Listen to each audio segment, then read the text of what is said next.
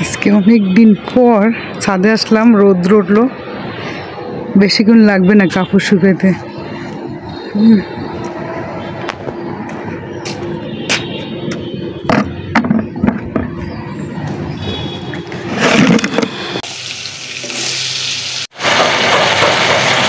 ভাত বেশি রান্না করে ফেলছি, আর আমি সবসময় রান্না করলে দুপুরের করলে যাতে রাতের হয়, আর যদি থেকে যায় সেটা একটু ভাত ভাজি করি। মানে ভাত একটু রান্না করা থাকলে সকালবেলা তাড়াহুড়া করে বাচ্চাদের স্কুল থাকলে তাড়াতাড়ি করে একটু ভাত ভাজি করে দেওয়া যায়।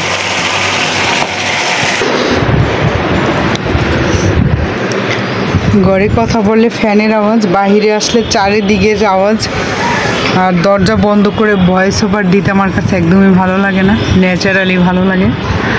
ওদিকে ভাত ভাজি হোক, তারপর ততক্ষণ আপনাদের সঙ্গে গল্প করি।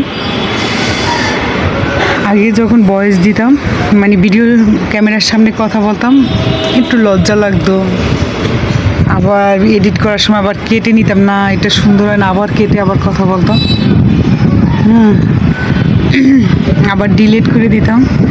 এখন তা না, এখন সরাসরি আপনাদের সঙ্গে কথা বলি।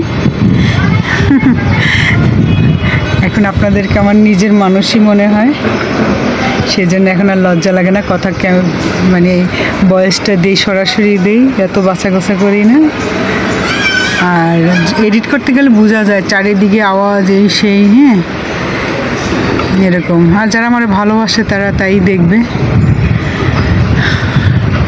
আর রান্না করতে গেলে না সবার কথা মনে পড়ে, মায়ের কথা, ভাই বোনের কথা মনে পড়ে, যে কার হাতের কোন রান্নাটা বেশি মজা। আমার মেজো বোনের হাতের এলো কিসে চিংড়ি মাছ যখন করে ঝোল ঝোল রুটি পিঠার জন্য, ওইটা বেশি মজা লাগে। তারপর আমার সেজো বোনেরটা ভালো লাগে কোনটা, এই যে বাটা মাছ, হ্যাঁ অনেকে স্টার করা ব্লে মাছ বলে, সেই মাছটা, চিংড়ি মাছ ভুনা, এগুলো অনেক টেস্টি হয়। তারপর বড় বোনেরটা ভালো লাগে, যে ইলিশ মাছটাকে নারিকেল দিয়ে যে রান্না করে ওইটা। তারপর আমার যে বড় বোন, যেটা আমার পরে আগের, সেই বোনের আবার এই যে আজকে কুমড়া ভাজি করছি, ওর কথা মনে পড়লো। ওর সবচেয়ে বেগুন না, এটা কী বলে, কুমড়া ভাজি এত মজা হয়, এরকম আমার হয় না।